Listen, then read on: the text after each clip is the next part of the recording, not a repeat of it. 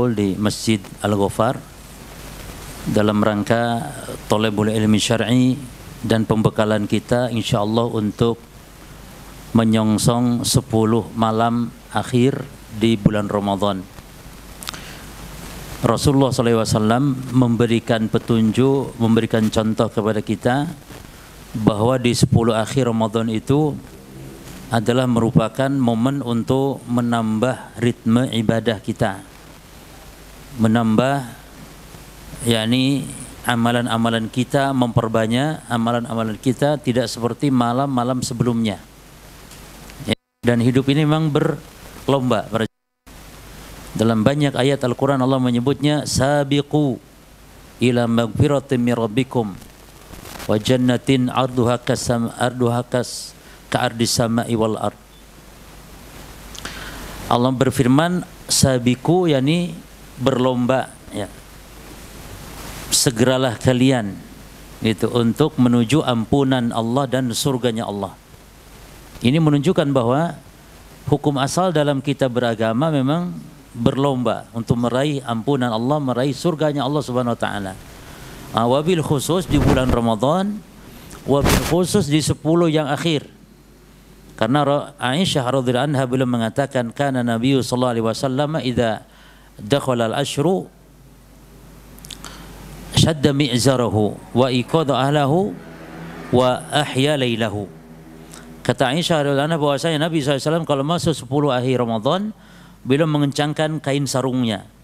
Maknanya kata Al-Imam Nawawi yakni al-ijtihad fil ibadah, ya, bersungguh-sungguh dalam beribadah kepada Allah di 10 akhir.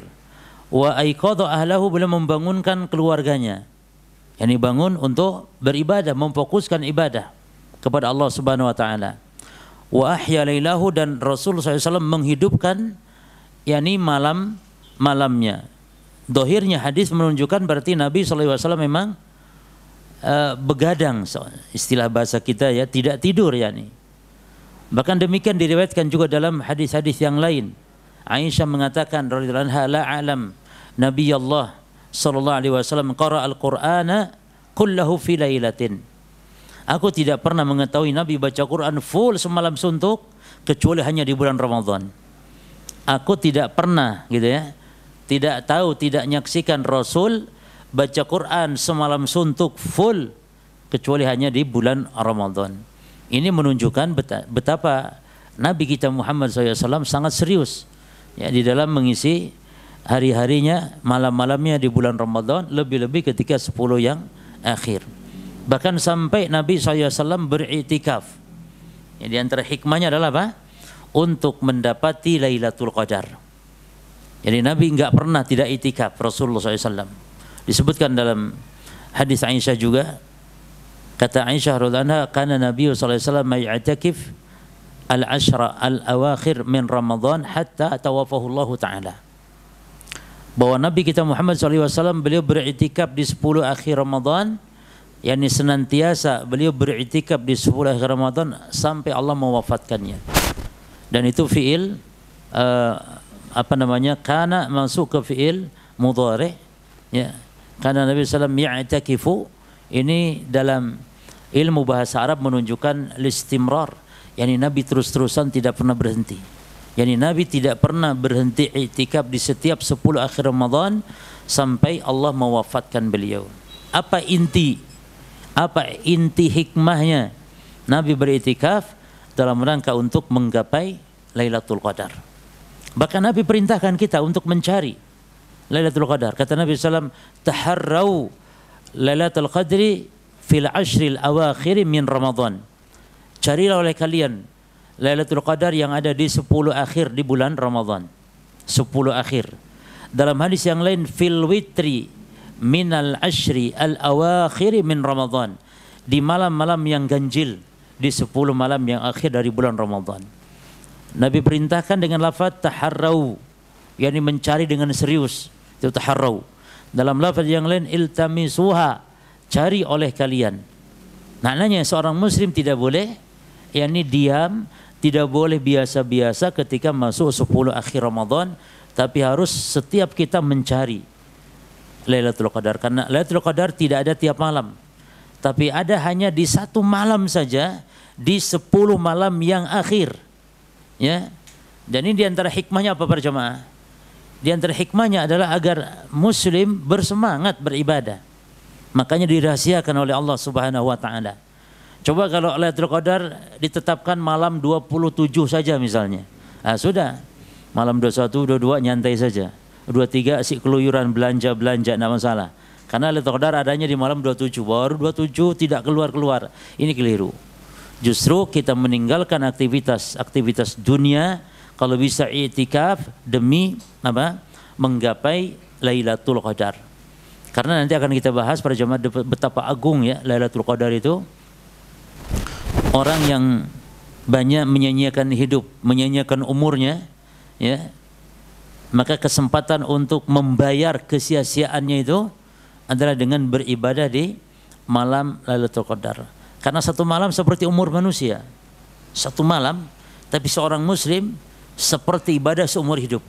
Ini kan luar biasa jemaah. Tidak didapatkan tentu bagi orang-orang yang Allah haramkan malam tersebut. Dan makna mendapatkan Lailatul Qadar itu bukan berarti sekedar seorang muslim menjumpai malam tersebut, tidak. Karena yang namanya waktu, yang namanya tempat tidak mensucikan seseorang. Al-makan la yuqaddisuhu ahad. Tempat itu tidak mensucikan seseorang. Abu Jahal itu matinya di tanah suci, di tempat suci Abu Jahal matinya, tapi tidak membuat dia suci. Abu Lahab juga demikian. Ya. Maka waktu tidak mensucikan seseorang, yang mensucikan seseorang adalah iman dan amal. Maka orang yang dikatakan mendapatkan Lailatul Qadar adalah ketika orang tersebut fokus ibadah ketika malam itu datang. Hatta Nabi kita Muhammad SAW, subhanallah, manusia yang paling bertakwa, manusia yang demikian agung dan mulia di sisi Allah, namun ketika datang musim-musim ibadah, beliau tidak sia-siakan. Tidak mentang-mentang saya sudah orang yang takwa, sudah tidak butuh lagi Lailatul Qadar. Tidak demikian para jemaah. Kalau beliau Rasul Muhammad SAW seperti itu sikap beliau ketika mendapatkan 10 akhir Ramadan, maka tentu min bab aula lebih-lebih lagi kita, ya, lebih hajat kita, lebih butuh kita akan yakni dipertemukan dengan Lailatul Qadar dalam keadaan kita sedang beribadah kepada Allah Subhanahu wa taala. Baik, para jemaah sekalian, sebuah firman Allah yang diturunkan untuk menunjukkan keagungan dan kemuliaan Lailatul Qadar. Satu surat penuh Allah menurunkannya. Itu surah apa? Surah Al-Qadar, ya. Di dalam surah Al-Qadar ini dalam 5 ayat Allah Subhanahu wa taala menjelaskan tentang keagungan daripada Lailatul Qadar. Dalam bahasa kita malam Lailatul Qadar. Padahal malam itu ya Lailatun. Tapi kalau di bahasa Indonesia kayak enggak pas gitu. Malam Al-Qadar itu kayak enggak enak. Ya, malam Al-Qadar kan enggak enak. Tapi malam Lailatul Qadar enak kedengarannya. Enggak apa-apa wis. Jangan protes dalam bahasa Indonesia ini. Karena banyak dari bahasa Arab kalau sudah masuk Indonesia itu bahasa jadi tidak pas kalau enggak disesuaikan dengan adatnya masyarakat Indonesia. Ya contoh Lailatul Qadar tadi, sebenarnya kan Lailatul Qadar itu malam Al-Qadar. Nah kalau kita sebut malam Al-Qadar saja enggak enak, sehingga harus malam Lailatul Qadar. Padahal Lailatul itu ya malam, ya. Maka malam Lailatul Qadar ini malam yang sejenak, yang singkat saja. Min ghurubi syams ila tulu'il fajr. Dari tenggelamnya matahari, dari maghrib sampai terbit fajar, selesai Lailatul Qadar. Ya, maka di malam itu, maka kalaupun yang tidak mampu i'tikaf jemaah, ya, tidak mampu i'tikaf full 24 jam selama 10 hari, ya minimal di malamnya saja, minimal. Tidak masalah insyaallah. Ya masalah juga sih, karena tidak sempurna para jemaah, ya. Nabi kita Muhammad SAW siang malam fokus untuk i'tikaf. Namun kalau yang tidak mampu maka bisa mempraktekkan i'tikaf di malam hari, karena Lailatul Qadar turunnya di malam itu. Mulai tenggelamnya matahari sampai terbitnya fajar. Ya, Lailatul Qadar. Jadi malam Lailatul Qadar. Di kita ini contoh misalnya ada bahasa yang menjadi tidak pas kalau dengan diterjemahkan bahasa Indonesia. Contoh dengan bahasa Arab ya. Contoh ta'jil jemaah. Dalam bahasa Arab, ta'jil ini perkara ibadah, yakni menyegerakan berbuka. Nabi mengatakan la yazalun nasu bi khairin, dalam lafaz yang lain ala sunnatin ma'ajjalul fitra. Manusia senantiasa di atas kebaikan selama mereka, kata Nabi, menyegerakan ta'jilul fitr, sementara mereka menyegerakan berbuka. Jadi di antara adabun nabawi, di antara sunnah Nabi SAW, petunjuk Nabi SAW yang berpahala besar adalah kalau berbuka jangan dilambat-lambat. Kalau sudah waktunya segera berbuka walaupun belum azan. Walaupun belum azan. Makanya muadzin dianjurkan kalau mau azan buka dulu. Minum dulu, minimal minum. Atau makan kurma, buka di atas kurma atau dengan kurma. Dan ini yang afdal jam, dan itu yang berpahala. Demikian Nabi mempraktekkan dan Nabi mencontohkan, Nabi memerintahkan berbuka dengan kurma itu. Ini sunnah yang mahjurah, sunnah yang banyak ditinggalkan oleh kaum muslimin. Yang kita maksudkan kaum muslimin yang mampu di hadapannya ada kurma, ada gorengan, ada macam-macam. Tapi yang dihantam duluan gorengan, padahal kurma ada. Ini yang disalahkan. Adapun kalau orang yang tidak mampu beli kurma barangkali, atau kurmanya nggak ada, ya dengan air. Jadi jangan dijadikan alasan kurmanya nggak ada. Kalau kurma nggak ada, dengan air putih, itu sunnah berbuka. Jangan langsung mengambil kolak pisang, kolak es campur dan yang semisal, gorengan. Itu nomor 17 ya ma. Nomor pertama rutab tentu. Kalau tidak ada kurma biasa, kalau tidak ada air. Ini adab dalam kita berbuka. Ya. Maka berbuka itu adalah ada sunnah-sunnahnya yang harus dilakukan, diantaranya menyegerakan berbuka. Namanya ta'jil. Namun dalam bahasa Indonesia ta'jil berubah menjadi lemper, menjadi kue, menjadi gorengan, itu ta'jil. Ya ibu-ibu kalau ini Pak tanya, apa ini Bu? Ta'jil ini. Padahal gorengan isinya. Isinya gorengan, kue, lemper, nasi, tapi disebut ta'jil. Ya. Dan kalau diprotes marah nantinya orang Indonesia. Maka sudah biarkan, termasuk istilah itu tadi ya, malam Lailatul Qadar. Nah, akan menjadi rancu kalau disebut malam Al-Qadar. Nah, para jamaah sekalian, para ikhwan dan akhwat kaum muslimin wal muslimat rahimani wa rahimakumullah. Di dalam surah Al-Qadar Allah Subhanahu wa taala berfirman, "Inna anzalnahu fi lailatul qadar." Sesungguhnya kami, kata Allah, dan kami maknanya yakni Allah. Inna anzalnahu, yakni domir nahnu ini itu kembali kepada Allah. Dan demikianlah Allah Subhanahu wa taala dalam Al-Qur'an. Terkadang menyebutkan dengan bentuk jamak yang menunjukkan pengagungan kami, dan terkadang dengan bentuk mufrad, bentuk sendiri yang menunjukkan keesaan. Jadi terkadang Allah ungkapkan dengan lafaz aku, terkadang Allah ungkapkan dia sendiri dalam Quran dengan lafaz kami. Dan ini tidak bertentangan, karena sesuai dengan konteksnya para jemaah. Kalau konteksnya menurunkan Al-Quran dan yang semisal, maka Allah gunakan lafaz kami, karena untuk menunjukkan keagungan, litta'zim, ya, bukan menunjukkan Allahnya banyak. Di antara kekeliruan dan syubhat yang dilontarkan orang-orang kafir biasanya, wahai umat Islam, katanya Tuhan kalian tuh banyak. Kenapa kalian Tuhan katanya ngomong satu Tuhan, padahal Tuhannya banyak? Buktinya katanya di Quran Allah bicaranya kami. Maka kita katakan kami maknanya yakni pengagungan dalam rangka untuk mengungkapkan keagungan. Ya. Adapun di dalam kesempatan yang lain Allah gunakan lafaz aku untuk menunjukkan keesaan. Dan memang konteksnya, ya, makomnya di situ untuk menegaskan keesaan Allah. Contoh misalnya Allah berfirman dalam surah Toha, Innani, Allah gunakan lafaz aku, Innani anallahu la ilaha illa ana fa'budni wa aqimi sholata li dzikri. Sesungguhnya aku, kata Allah, bukan kami, sesungguhnya aku adalah Allah yang tidak ada ilah yang berhak diibadahi dengan benar kecuali hanya aku. dan dirikanlah salat untuk mengingat aku, kata Allah. Allah yang enggak gunakan lafaz kami. Karena di situ memang konteksnya konteks untuk menunjukkan keesaan Allah Azza wa Jalla. La ilaha illallah, untuk menunjukkan yakni konteks keesaan Allah Azza wa Jalla. Termasuk dalam hal penciptaan Allah gunakan lafaz aku. Wa ma khalaqtu, tidak gunakan kata wa ma khalaqna, tapi wa ma khalaqtu al-jinna wal insa illa liya'buduni, dan tidaklah aku ciptakan jin dan manusia kecuali hanya untuk beribadah kepadaku, tidak kepada selain. Ini konteksnya konteks penyembahan.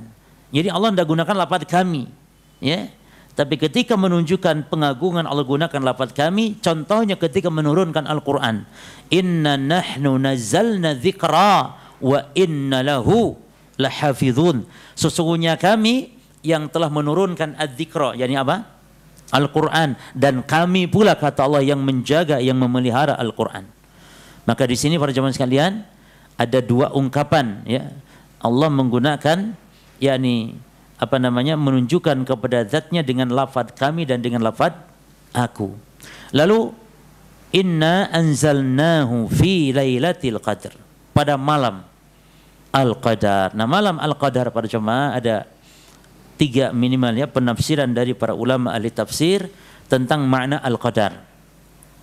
Yang pertama, Al-Qadar bermakna asy-syaraf, artinya mulia, kemuliaan. Ya, Allah berfirman, kami telah menurunkan Al-Quran fi lailatul qadar, di malam yang penuh kemuliaan. Dan Allah juga mengungkapkan Al-Qadar dengan makna berkah dalam ayat yang lain di awal surah Dukhan. Inna anzalnahu fi lailatin mubarakatin.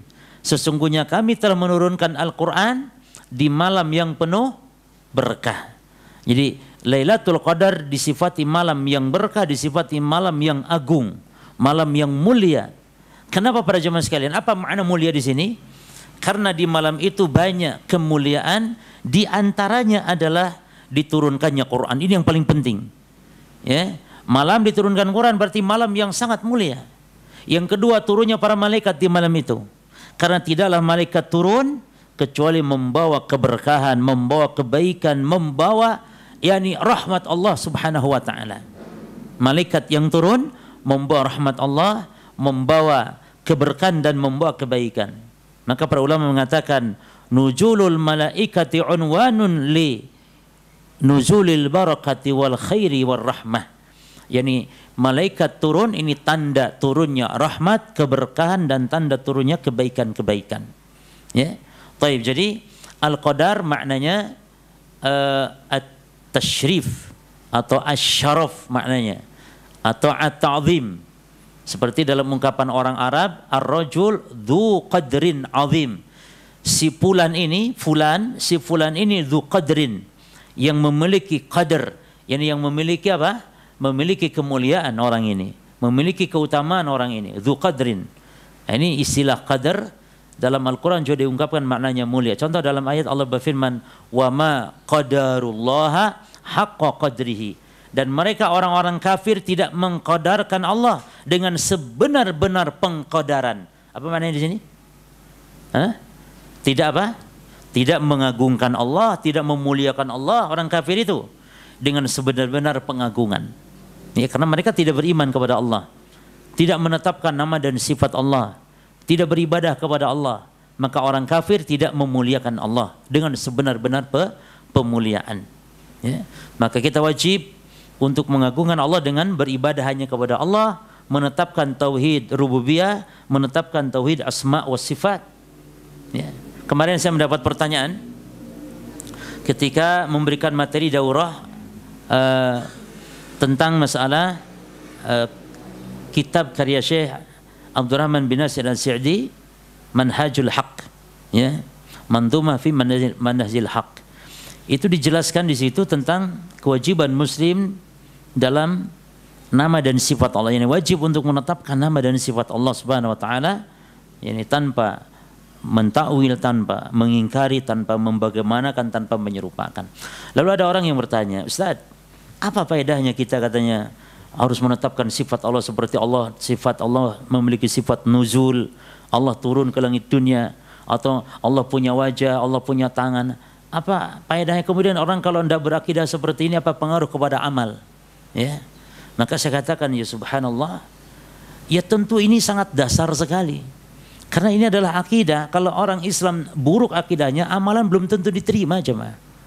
Kalau orang Islam berakidah buruk terkait nama dan sifat Allah, belum tentu amalan itu nanti diterima oleh Allah, amal ibadahnya, karena rusak akidahnya. Dan juga orang yang seperti mengingkari nama dan sifat, ya, atau mentakwil nama dan sifat Allah Subhanahu wa taala, ini termasuk orang yang kurang ajar terhadap Allah, tidak beradab kepada Allah. Dan bisa jadi konsekuensinya mendustakan Quran. Quran menyatakan Allah fis sama, Ar-Rahman 'ala al-'arsy istawa, Allah istiwa di atas aras. Lalu dia katakan Allah tidak istiwa di atas aras. Kenapa? Ya karena kalau istiwa kayak makhluk dong. Berarti Allah tidak istiwa. Berarti Allah di mana? Pokoknya Allah ada tanpa tempat. Ini kan seperti ini jemaah. Itu bentuk menolak daripada nas-nas Al-Quran. Konsekuensinya apa? Bisa konsekuensinya kepada kekufuran. Jadi sangat pengaruh sekali kepada akidah, kepada amal ibadah seorang muslim. Oleh karenanya orang yang buruk akidahnya, ya, itu orang-orang yang tidak mengagungkan Allah secara benar, sebagaimana orang-orang kafir.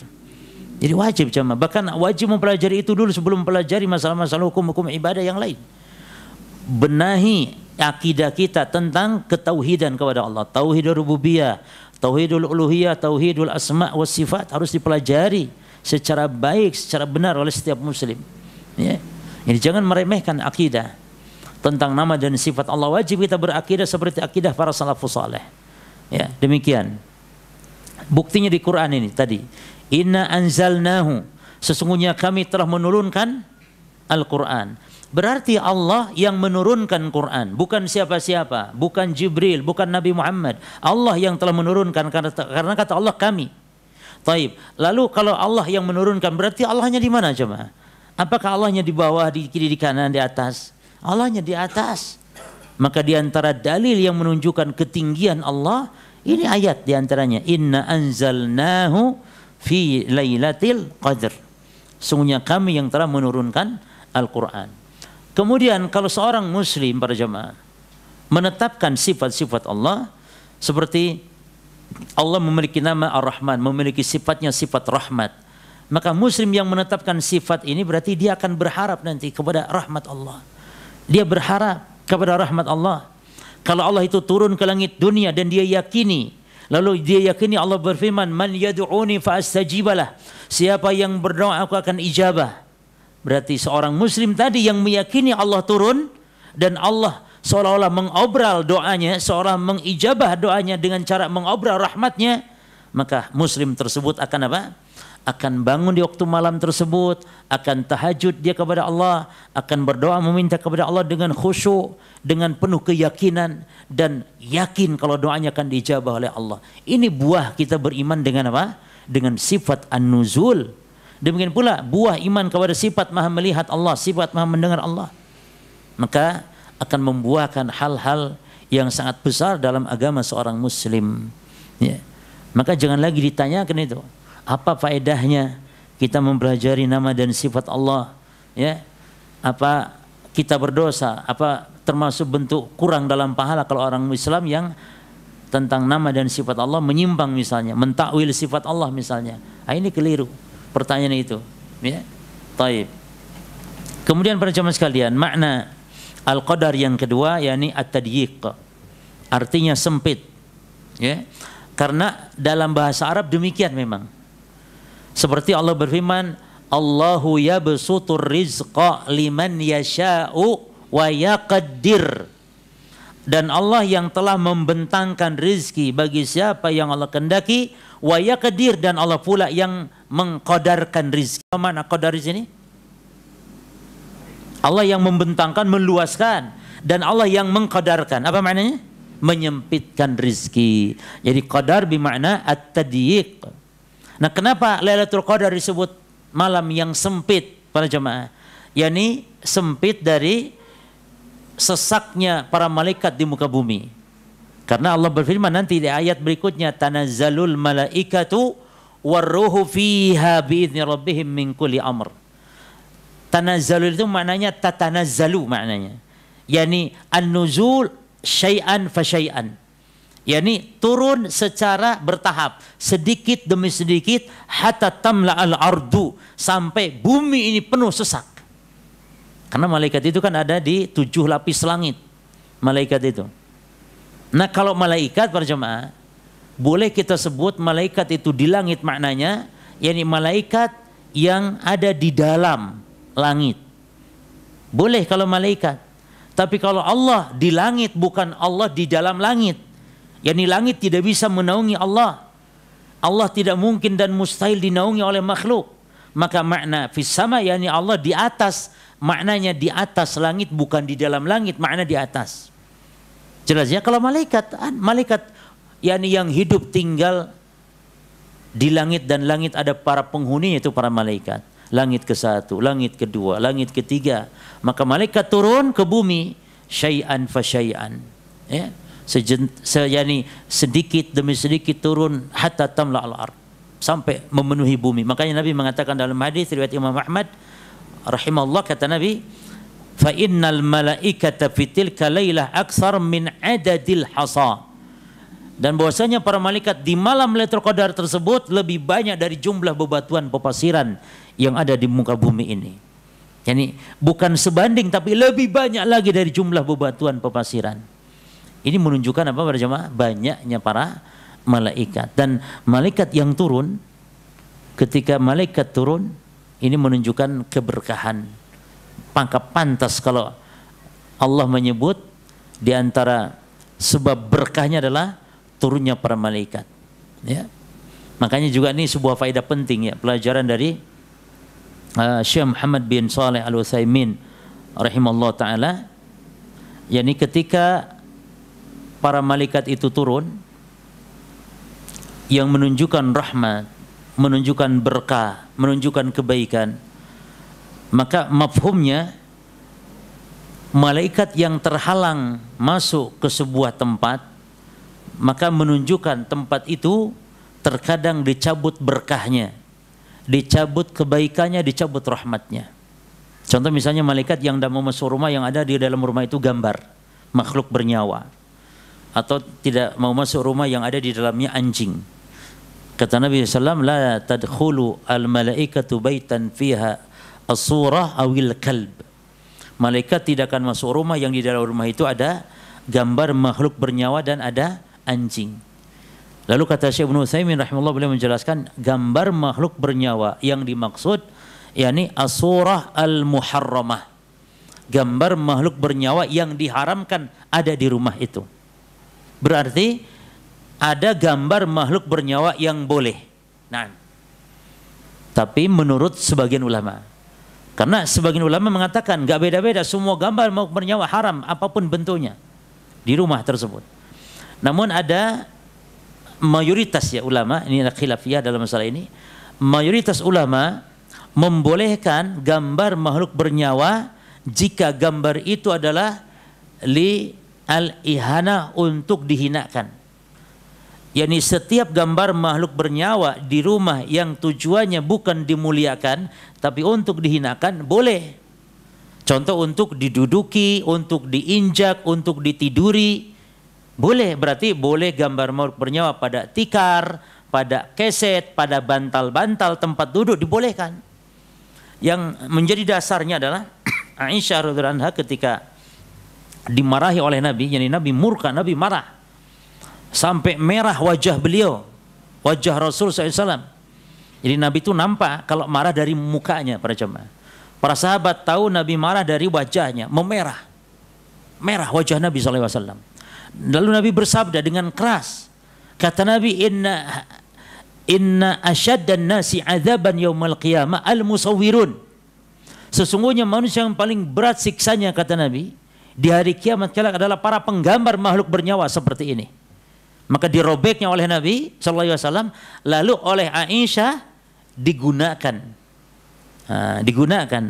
dijadikan oleh beliau semacam bantalan, sarung bantal, dibuat 2 bantalan, wisada atau wisadatan, dibuat untuk Nabi bersandar duduk di situ, menjadi dua bantalan. Sehingga ini kata ulama, sebagian ulama dan sebagian besar ulama, termasuk Imam Syafi'i dalam poin ini mengatakan boleh gambar makhluk bernyawa yang di situ yakni untuk dihinakan. Gambar di keset misalnya boleh, karena untuk diinjak. Ya. Adapun untuk dipajang, ya, untuk dipajang ini bentuk pemuliaan yang diharamkan. Termasuk Imam Syafi'i mengharamkan gambar makhluk bernyawa di rumah. Ya. Kalau di piring bagaimana jemaah? Para ulama membahas termasuk di piring. Kalau piring itu mangkok, gelas dan semisal untuk digunakan, maka boleh ada gambar makhluk bernyawanya. Ya, piring untuk dipakai makan, di situ ada gambar ayam. Ayam makhluk bernyawa bukan? Makhluk bernyawa. Ya. Atau ada gambar Ipin Upin. Piringnya. Kalau piring itu dipakai, maka sebagian ulama membolehkan, sebagian melarang. Kalau antum ingin mencari jalan, misalnya saya maunya enggak semua total dibentuk apapun, maka ini tentu yang afdol. Tapi jangan salah bahwa hal ini ada khilaf ulama terkait barang-barang yang digunakan. Ya. Dan di sinilah para jemaah, yakni luasnya ilmu. Ya, jadi kita apalagi antum para penuntut ilmu harus memahami kaidah seperti ini. Ketika ulama khilaf dan khilaf ini mu'tabar, maka silakan antum pilih pendapat yang menurut antum kuat, tapi jangan yakni menyalahkan dan semisalnya. Karena ini khilafnya khilaf yang mu'tabar. Ya. Contoh yang lain barangkali jemaah, ya, yang namanya gambar makhluk bernyawa itu juga termasuk foto kita pribadi. Dan Nabi memberikan sebuah kaidah dalam hadis riwayat Al-Baihaqi. Kata Nabi, as-surah hiya ar-ra'su, fa idza quti'at ar-ra'su falaysat bisurah. Yang dimaksud dengan surah, yakni gambar makhluk bernyawa ini kata Nabi apa? Yang ada kepalanya. Maka ketika kepalanya dipotong maka bukan lagi surah namanya. Bukan lagi surah. Ini termasuk juga yang dibolehkan. Berarti para jemaah kalau gambar makhluk bernyawa seperti ini itu tidak mencegah, tidak menghalangi malaikat untuk masuk rumah. Yani karena dihalalkan. Termasuk anjing. Anjing, kalau anjing yang dihalalkan untuk dipelihara, maka tidak menghalangi malaikat masuk rumah. Berarti anjing yang diharamkan untuk dipelihara saja, itu yang menghalangi malaikat masuk rumah. Dan makna tadi kalau malaikat terhalang masuk rumah, hilang berkahnya, hilang rahmatnya dan hilang kebaikannya. Ya. Bahkan dalam hadis orang yang pelihara anjing kata Nabi, maniktana kalban nuqisa min amalihi kulla yaumin qiratan. Siapa yang memelihara anjing, dalam lafaz yang lain ghaira kalbis sayd, selain anjing untuk berburu.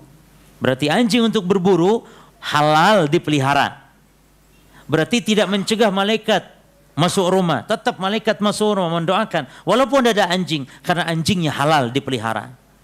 Jadi anjing yang diharamkan, termasuk gambar-gambar yang diharamkan saja, seperti gambar-gambar berhala atau gambar-gambar tokoh, ya, gambar-gambar kiai, gambar habaib, gambar-gambar ustadz kiai, tokoh-tokoh yang diagungkan, dimuliakan. Bahkan ya ikhwan, di antara celaka dan musibah kaum muslimin sekarang, ada yang menempel gambar tokoh kiai dan yang semisal, itu ternyata bukan hanya hiasan, bukan hanya untuk menghormati kiai tersebut, tapi dijadikan sebagai jimat untuk nolak bala.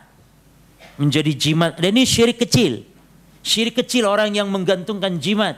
Kalau meyakini Allah yang mendatangkan manfaat menolak mudarat, jimat hanya perantara saja, ini syirik kecil. Ya, maka kemarin di awal-awal Covid kan ada postingan yang viral di YouTube bahwa katanya apa? Keluarga kita tidak akan kena Covid katanya. Kenapa? Sudah ada ini. Di belakang ternyata ada foto ini, yakni guru sekumpul. Ya, ada kiai lah kalau bahasa kita. Jadi ada foto nih.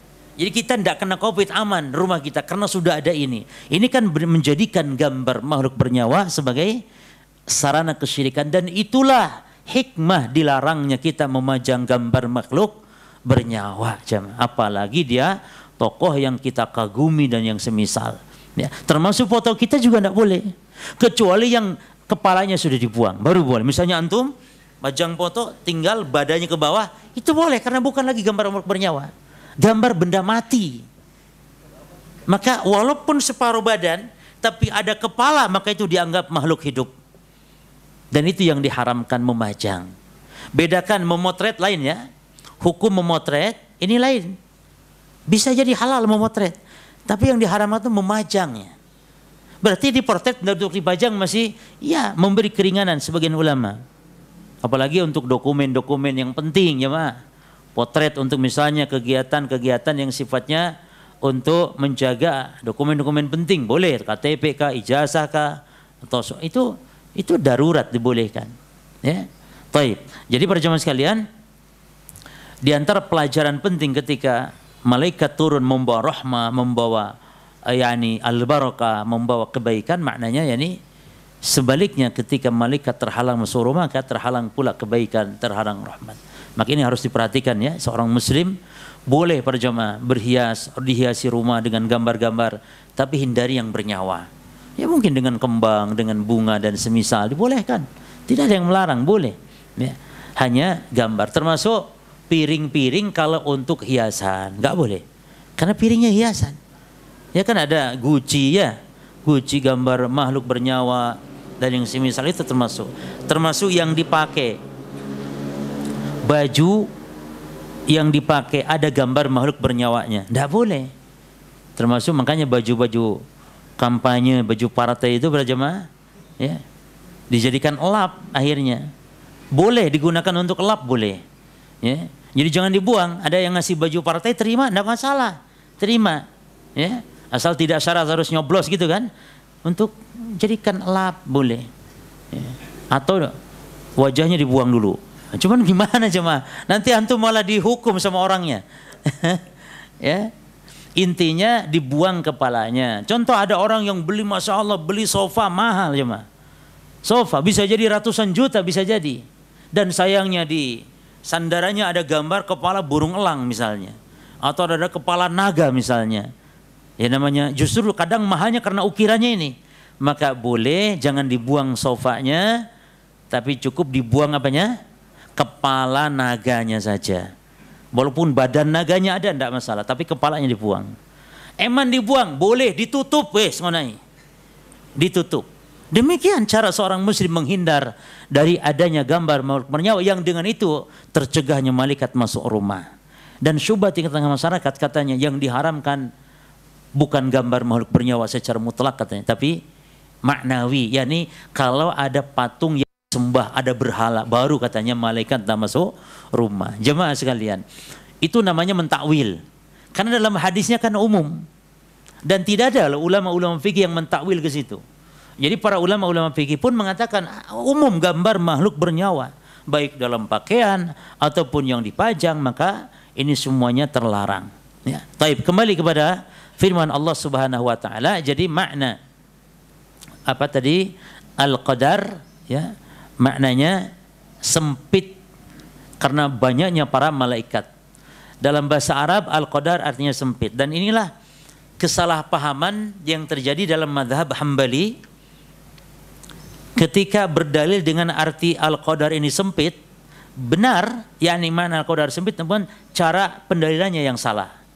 Yaitu ketika memahami sabda Nabi sallallahu alaihi wasallam di mana Nabi bersabda, "Sumu li ru'yatihi wa aftiru li ru'yatihi fa in ghumma 'alaikum faqdurulah." Berpuasalah kalian dengan melihat hilal. Ini kalau sudah jelas melihat hilal berpuasa. Ya, berarti besok itu sudah berganti bulan.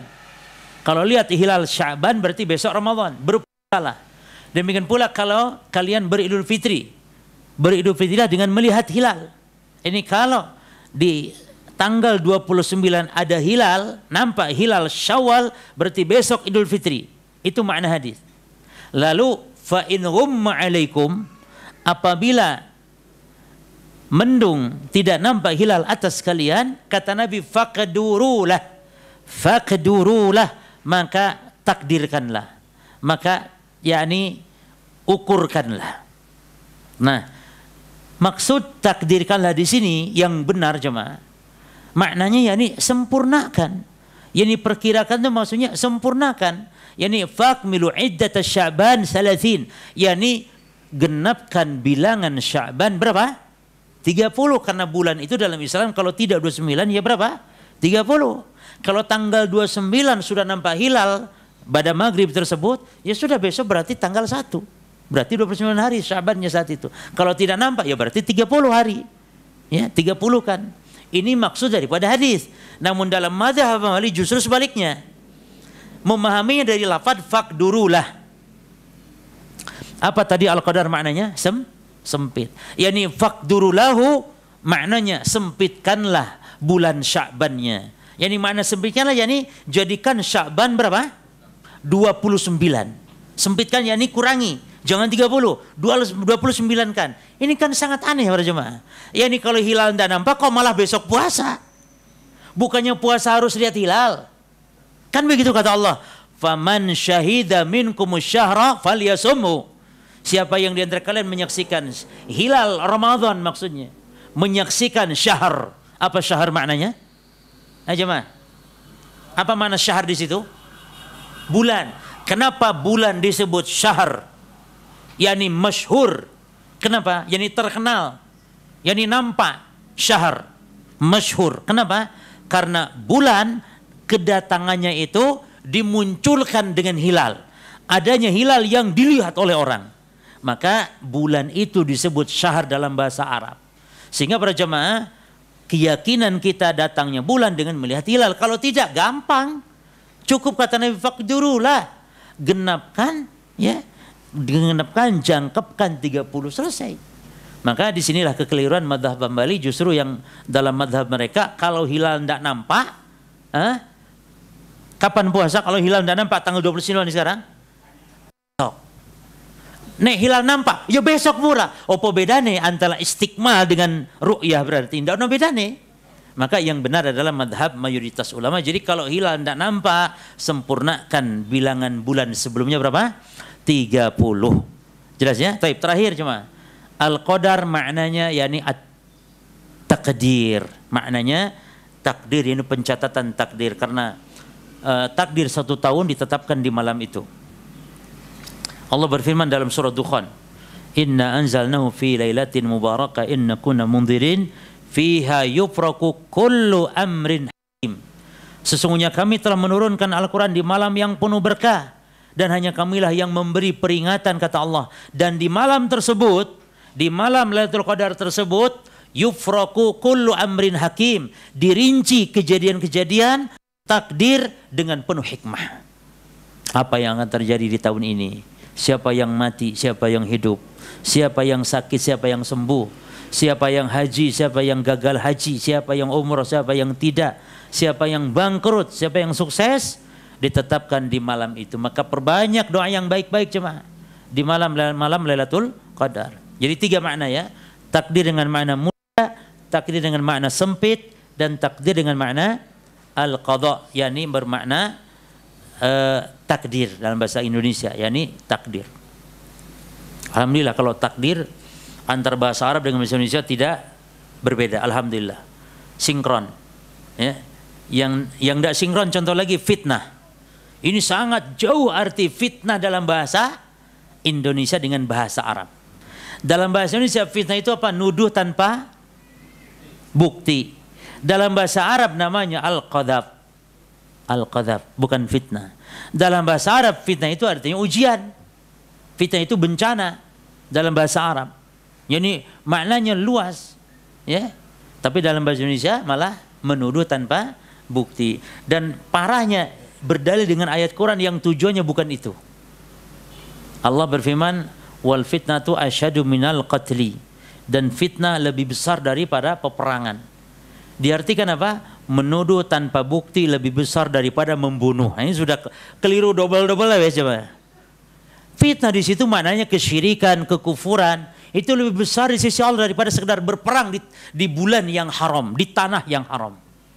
Jadi perangi nggak apa-apa orang kafir, walaupun di tanah haram, walaupun di bulan haram, karena mereka berbuat kekufuran, kesyirikan lebih besar di sisi Allah Subhanahu Wa Taala dosanya daripada menumpahkan darah berperang di tanah haram. Jadi maksudnya al-qatl di situ yakni peperangan. Ya. Taib. Kemudian Allah berfirman, wa ma adraka ma lailatul qadar. Nah ini para jemaah. Bahasa atau kalimat semacam ini dalam Quran, yakni yang diawali dengan al-istifham, pertanyaan, ini berfaedah adalah untuk menunjukkan pengagungan. Wa ma adraka. Dan Allah banyak dalam ayat yang lain. Al-qari'ah mal qari'ah wa ma adraka mal qari'ah. Al-haqa mal haqa wa ma adraka mal haqa. Wa ma adraka ma yaumuddin. Summa ma adraka ma yaumuddin. Ya kan? Banyak dalam ayat seperti ini menunjukkan dahsyat dan agungnya yang dipertanyakan oleh Allah Subhanahu wa taala. Itu apa tadi? Tentang kiamat, tentang hari pembalasan. Termasuk dalam masalah Lailatul Qadar, Allah berfirman, "Wa ma adraka ma Lailatul Qadar." Apakah kalian tidak tahu apa itu Lailatul Qadar? Maknanya yakni kalian tidak tahu apa agungnya Lailatul Qadar. Maka istifham di sini pertanyaan untuk menunjukkan apa? Menunjukkan at-tafkhim wa ta'zim, pengagungan para jemaah. Menunjukkan kedahsyatan yang dipertanyakan oleh Allah dalam ayat tersebut. Maka ayat selanjutnya sebagai jawaban. Kata Allah Subhanahu wa taala, Lailatul Qadri khairun min alfi syahr. Dan Lailatul Qadar itu kata Allah lebih baik daripada 1000 bulan. Masya Allah. Apa kebaikan di sini? Khairiyah yang dimaksud ay khairiyatul amal. Kebaikan yang dimaksud yakni kebaikan amal. Bukan kebaikan semata-mata malam tersebut, karena manusia ketika tidak beramal bahkan jatuh kepada dosa maksiat walaupun itu malam Lailatul Qadar tidak mendapatkan kebaikan para jemaah. Maka para ulama mengatakan yakni al-amal fiha khairun min amali alfi syahr fi ghairiha. Yani amalan di malam tersebut lebih baik, bukan sebanding, bukan, lebih baik dari amalan 1000 bulan yang dilakukan di luar malam Lailatul Qadar. Maka tadi dikatakan oleh para ulama, Ibn Rajab misalnya, bagi orang yang telah banyak menyia-nyiakan usianya, maka kejar kesia-siaan kita jemaah dengan beribadah di malam Lailatul Qadar. Beribadah, maka fokus jemaah. Karena kita tidak tahu. Kita tidak tahu Lailatul Qadar itu adanya di mana. Nabi hanya menyebutkan di 10 akhir Ramadan. Bahkan ganjil sekalipun jangan terkecoh. Jangan terkecoh, jangan terperdaya istilahnya dengan kata-kata ganjil. Karena betul Nabi menyebut ganjil, betul. Tapi jangan disalahpahami, karena ganjil yang dimaksud dalam hadis-hadis tidak hanya ganjil dari arah depan. Tapi ganjil yang dimaksud juga ganjil dari arah belakang. Yani yang kalau dari depan maknanya malam genap. Nabi katakan iltamisuha fil ashri awakhir fi tasi'atin tabqa wa fi sabi'atin tabqa wa fi khamisatin tabqa. Kata Nabi, carilah Lailatul Qadar adanya di 10 akhir Ramadan, di mana adanya itu adalah di 9 ganjil yang tersisa. Yani 9 malam sisanya. Kalau 9 malam sisanya berarti kalau dari depan itu malam 22 jemaah. 7 malam sisanya kalau dari depan berarti malam 24. 5 malam sisanya berarti kalau dari depan adalah malam 26. Demikian seterusnya. Maka kalau demikian kita tidak usah bingung dengan yang namanya ganjil genap. Wis pokoknya 10 akhir kita fokus, pasti didapatkan Lailatul Qadar ada di malam itu. Jelas ya? Karena kecelek takutnya. Ini malam 27. Biasanya heboh-heboh itu malam 27. Padahal ternyata malam 22 kemarin wis entek Lailatul Qadar. Ya. Maka ini hikmahnya supaya kita ini semangat jemaah. Berlomba fastabiqul khairat. Meraih surga Allah, meraih ampunan Allah Subhanahu wa taala. Memperbanyak kebaikan, perbanyak baca Quran. Ya. Jadi Lailatul Qadar itu cari betul di 10 akhir Ramadan, dan kita tidak harus terfokus pada ganjil genapnya. Ya, artinya jangan terperdaya oleh diri kita maksudnya. Kita terperdaya dengan yakni hanya fokus pada ganjil saja ibadah, kalau pas genapnya tidak, padahal justru bisa jadi di malam-malam genap itulah Lailatul Qadar. Ya, taib. Oleh karena itu para jemaah nanti akan dibahas ya, kita perbanyak amalan-amalan ibadah intinya di 10 akhir Ramadan. Kemudian Nabi Allah Taala berfirman, tanazzalul malaikatu warruhu fiha. Tanazzalul maknanya ay tatanazzal, yani an-nuzul syai'an fa syai'an, turun malaikat secara bertahap. Ya, turunnya malaikat secara bertahap. Karena malaikat sangat banyak sekali, apalagi dengan jumlah yang sangat banyak, penduduk langit, 7 lapis langit turun ke bumi. Makanya disebutkan bumi saat itu aksar min adadil hasa, lebih banyak dari jumlah pepasiran bebatuan para malaikat. Dan disebutkan di sini tanazzalul malaikatu warruhu fiha ay fi lailatul qadar. Warruh, dan ruh yang dimaksud siapa di sini? Jibril alaihissalam. Dan ketika disebutkan Jibril padahal malaikat juga adalah Jibril bagian dari malaikat, ini menunjukkan ditaksis untuk pengkhususan, pemuliaan. Di antara malaikat ada yang memiliki kemuliaan yang tidak dimiliki yang lain. Malaikat yang paling afdal secara mutlak adalah malaikat Jibril alaihissalam. Dan itulah sama-sama Quran, wahyu Allah diturunkan oleh malaikat yang mulia kepada manusia-manusia juga yang mulia. Malaikat Jibril yang menurunkan wahyu kepada para anbiya, para rasul, yang mana mereka adalah manusia-manusia yang mulia. Diturunkan di malam juga yang mulia. Allahu Akbar. Malam yang mulia Lailatul Qadar. Apa maknanya para jemaah? Al-Quran turun di malam Lailatul Qadar. Ada dua kaul di antara ulama. Yang pertama, maksudnya diturunkan pertama kalinya saja. Adapun yang kedua, ketiga, keempat, dan seterusnya dalam rentang waktu berapa tahun? 23 tahun Quran turun, tidak selalu di Lailatul Qadar. Terkadang di bulan Rajab, bulan-bulan yang lain, terserah. Tergantung wawaqi', tergantung kondisi, tergantung yang dihajatkan saat itu. Terkadang Allah menurunkan sebuah firman-Nya karena dihajatkan sebagai bentuk jawaban atas para sahabat Rasul sallallahu alaihi wasallam. Jadi yang dimaksud kami mengawali turunnya Quran di malam Lailatul Qadar. Atau yang kedua para jemaah, ada tafsiran yang lain, walaupun tafsiran yang pertama lebih kuatnya. Tafsiran yang kedua adalah Al-Quran diturunkan di malam Lailatul Qadar tersebut jumlatan wahidatan min lahil mahfud ila sama'i dunia. Maksudnya yang diturunkan di malam Lailatul Qadar itu adalah Quran diturunkan sekaligus 30 juz dari dari Lauhil Mahfud ke Baitul Izzah yang ada di langit dunia. Nah, baru dari Baitul Izzah inilah disebarkan dalam rentang waktu berapa? 23 tahun. Terlepas dari dua kaul dari pendapat para ulama dan masing-masing ada dalil, namun wallahu alam yang rajih adalah pendapat yang pertama. Jadi maknanya pertama kali Al-Quran diturunkan itu di malam Lailatul Qadar, ketika Nabi ada di Gua Hira. Itulah yang pertama diturunkan kepada Nabi sallallahu alaihi wasallam. Baik. Kemudian Allah berfirman bi'izni rabbihim min kulli amr. Jadi malaikat turun, Jibril juga turun atas izin Rabb mereka, bi kulli amr, untuk sebuah urusan atau untuk segala urusan. Seperti tadi, urusan termasuk pentakdiran dan semisal, termasuk juga urusan-urusan atas izin Allah. Nah, apa izin yang dimaksud di sini para jemaah? Izin Allah itu ada dua macam. Yang pertama izin al-kauni, idnullahi al-kauniyah. Izin Allah secara kauni. Izin Allah secara pentakdiran dan penciptaan. Apapun yang Allah izinkan untuk Allah ciptakan walaupun buruk dan jelek. Walaupun buruk dan jelek bagi kita, bagi makhluk, Allah izinkan untuk Allah Subhanahu wa taala menciptakannya. Seperti adanya iblis atas izin Allah. Adanya iblis atas izin Allah, adanya penyakit, adanya wabah, adanya yang jelek-jelek menurut kita atas izin Allah. Adanya orang kafir yang nyembah kepada berhala atas izin Allah.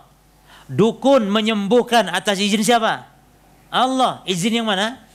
Izin yang kauni, bukan izin yang kedua, yaitu izin syar'i namanya. Allah hanya mengizinkan hal-hal yang baik saja. Hal-hal yang kaitan dengan agama, dengan ibadah, itu namanya izin syar'i. Nah, kalau ada orang yang membuat syariat, itu tidak diizinkan secara syariat oleh Allah. Tidak diizinkan oleh Allah. Makanya orang yang berbuat bid'ah para jemaah, yang membuat syariat itu, kenapa Allah sampai menyebutnya itu dalam Quran sebagai bentuk kesyirikan? Dan itulah konsekuensi bid'ah. Bisa menjadi orang yang disebut musyrik, orang yang berbuat bid'ah. Bisa kufur, orang yang berbuat bid'ah. Karena kebid'ahan para jemaah sekalian, dia sejajari Allah, menandingi Allah dalam membuat syariat. Kata Allah, am lahum syuraka'u ya minadin malam ya'dzan bihillah. Apakah mereka memiliki syuraka, memiliki sekutu-sekutu, yakni dalam membuat syariat yang tidak diizinkan oleh Allah? Yani mereka membuat syariat tidak diizinkan oleh Allah dan mereka telah membuat sekutu, yakni menseterai Allah. Makanya bahayanya bid'ah itu adalah bid'ah itu baridul kufur. Bid'ah ini pembuka kekufuran. Ya, jadi bahaya para jemaah. Makanya bid'ah bahasa dosanya lebih berat, lebih besar daripada dosa-dosa besar. Karena yang pertama dari sisi derajat dosanya, seolah-olah menandingi Allah dalam membuat syariat. Yang kedua jemaah, orangnya sulit taubat. Jadi pelaku bid'ah itu jarang taubat karena tidak merasa salah, merasa di atas benar, maka sulit taubat. Sehingga inilah makna sabda Nabi, ahli bid'ah taubatnya mahjub, terhalang.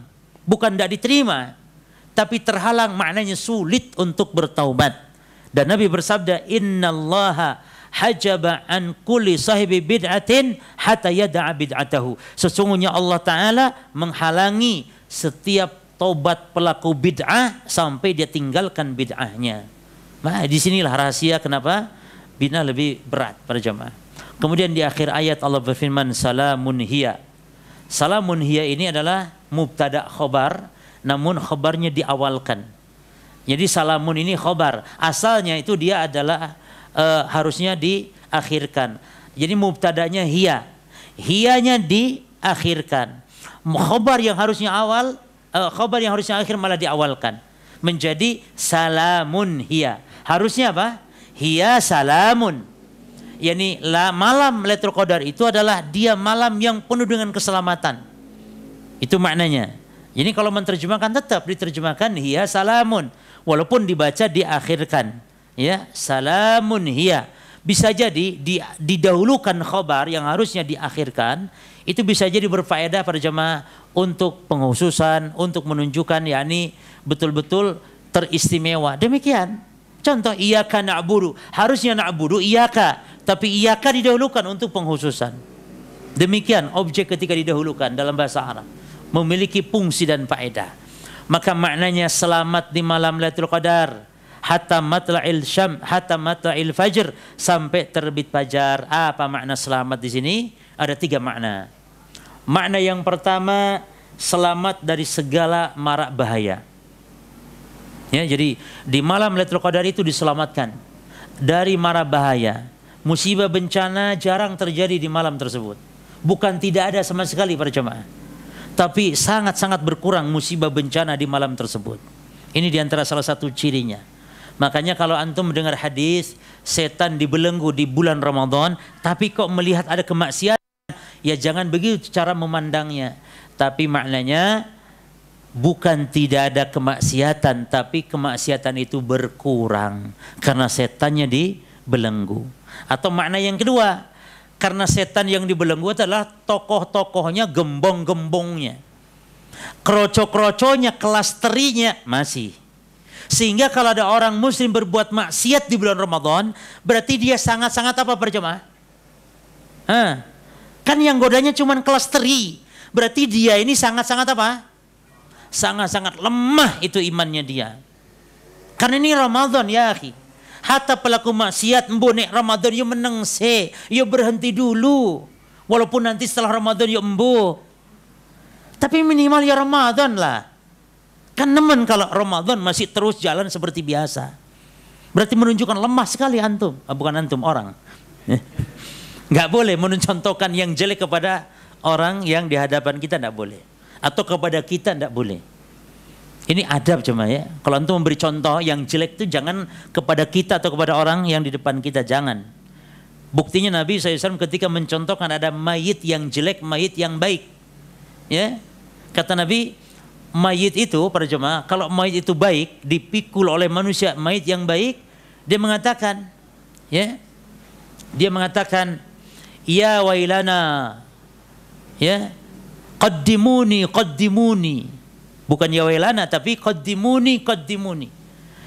Mayit yang baik, kata Nabi, kalau mayit itu baik, diusung oleh orang-orang yang mengusung, diantar ke pemakaman. Kalau mayit baik, dia mengatakan qaddimuni, qaddimuni. Ini segerakan aku, segerakan aku. Nabi ngomongnya itu aku. Tapi kalau mayit itu jelek dan Nabi tidak ngomong jelek. Di antaranya yang menunjukkan bahwa mulut Rasul itu adalah yang senantiasa terjaga. Nabi tidak ngomong idza kana mayit su, apabila mayit busuk jelek, enggak. Tapi Nabi mengatakan idza kanat ghaira dzalik. Kalau mayit in kanat solihatan ini, kalau mayit itu baik, soleh. Lalu yang kedua, in kanat ghaira dzalik, kalau mayitnya yang enggak soleh. Coba lihat, kalau mayitnya enggak soleh. Nabi tidak ngomong mayitnya rusak atau mayitnya jahat, jelek, enggak. Tapi kalau mayitnya enggak soleh, maka mayit mengatakan apa kata Nabi? Ya wailaha, aina tadhabu nabiha.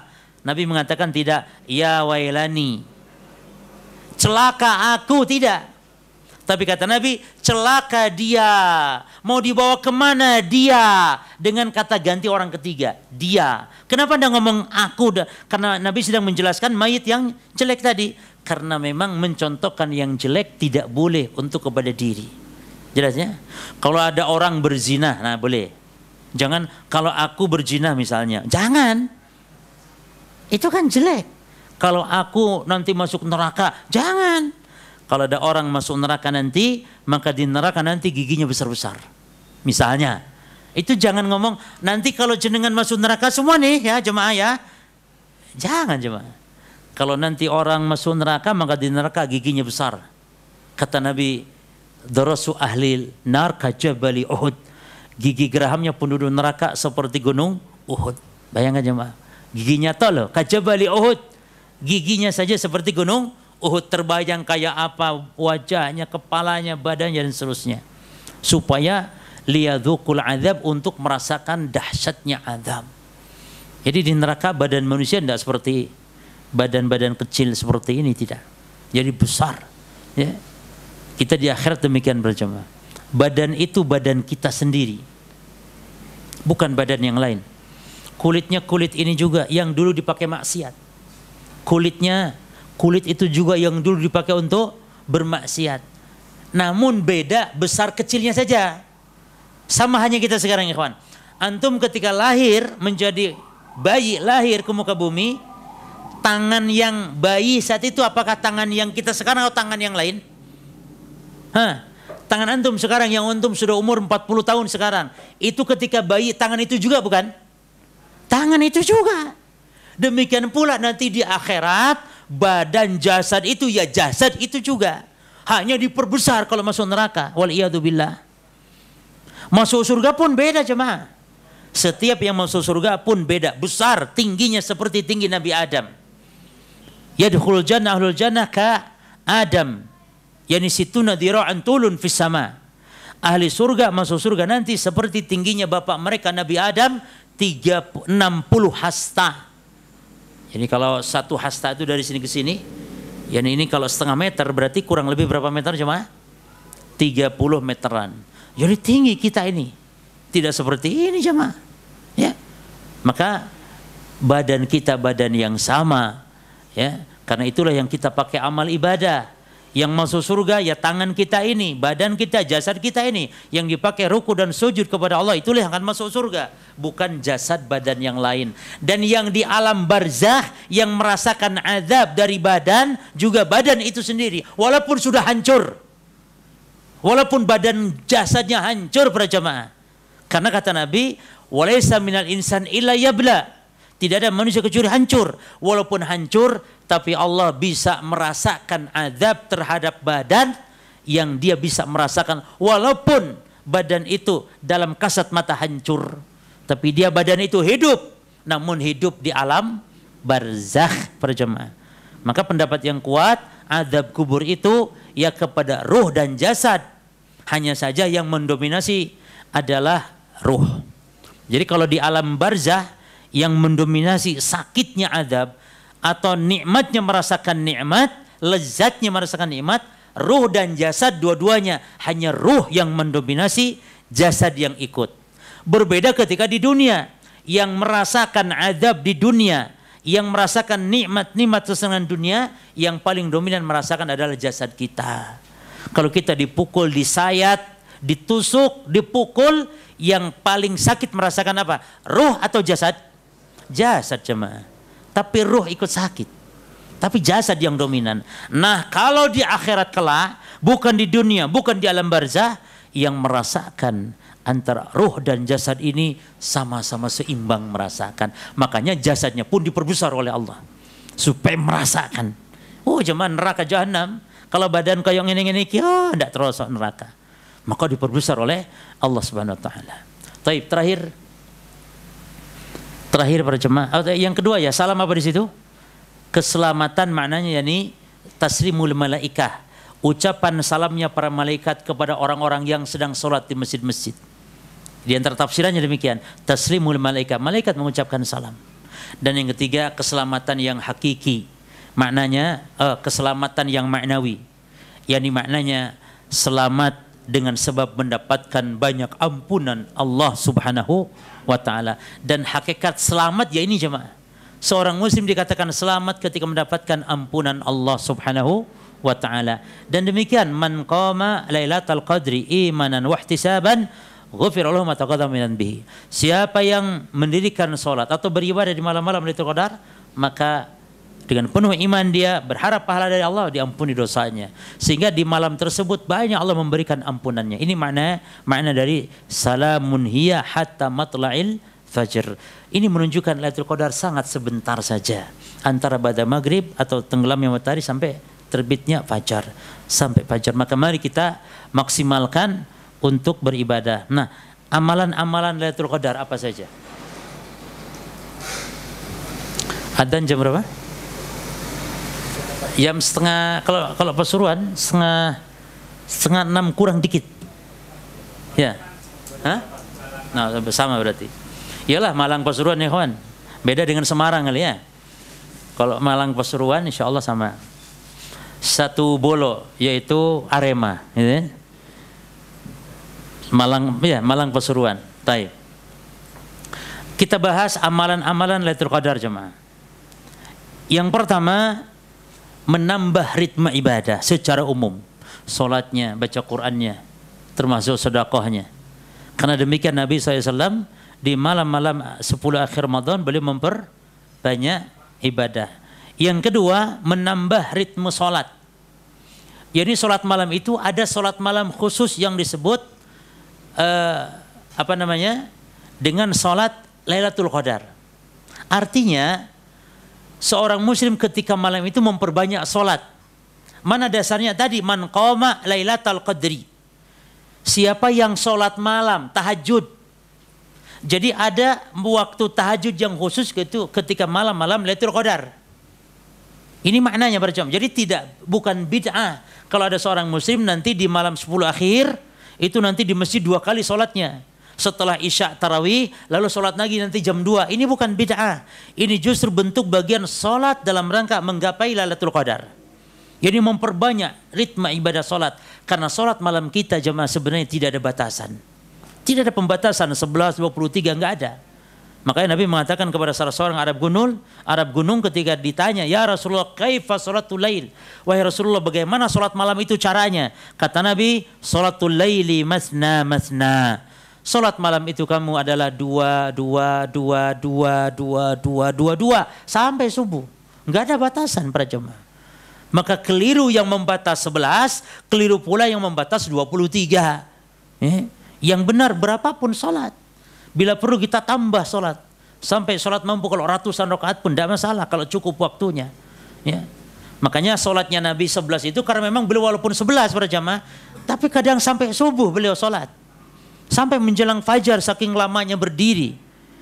Makanya mereka kenapa dahulu disebut dengan tarawih? Kanu yatarawwahuna fi kulli arba'ati raka'atin.